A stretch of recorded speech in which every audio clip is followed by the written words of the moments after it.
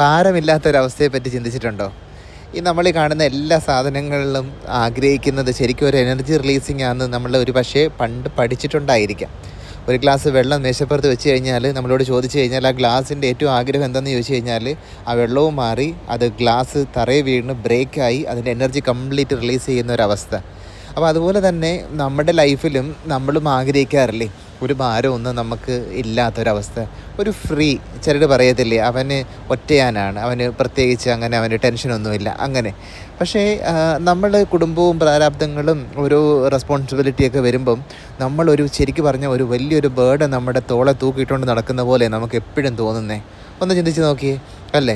ഇനി എന്താകും, നാളെ എന്ത് കാര്യം, മക്കളുടെ കാര്യം എന്താണ്, അല്ലെങ്കിൽ മുമ്പോട്ടുള്ള കാര്യങ്ങൾ എങ്ങനെയാണ്, അല്ലെങ്കിൽ നമ്മുടെ പ്രസൻറ്റ് ഹെൽത്തിൻ്റെ കാര്യം എങ്ങനെയാണ്, ഒത്തിരി കാര്യങ്ങൾ നമ്മളങ്ങ് ചിന്തിച്ച് കൂട്ടി അത് വീണ്ടും അതിലും വലിയൊരു ഭാരമായിട്ട് നമ്മൾ വരും. ശരിക്കും പറഞ്ഞാൽ നമുക്കിതൊന്നും ക്യാരി ചെയ്യാനുള്ള കപ്പാസിറ്റി ഇല്ല. ദൈവം മനുഷ്യനെ സൃഷ്ടിച്ച സമയത്തും അങ്ങനെ തന്നെയാണ്. കാരണം ഇതൊന്നും നമുക്ക് ഹാൻഡിൽ ചെയ്യാൻ പറ്റാത്തത് കൊണ്ടാണ് നമുക്കെപ്പോഴും ഒരു ഡിവൈൻ സപ്പോർട്ടിൻ്റെ ആവശ്യമുള്ളത്. അതുകൊണ്ടാണ് നമ്മൾ എപ്പോഴും പറയുന്നത് ഈ ഭാരം നമുക്ക് ദൈവത്തിൻ്റെ കയ്യിൽ ഏൽപ്പിച്ചിട്ട് നമുക്ക് ഫ്രീ ആയിട്ട് നടക്കാം.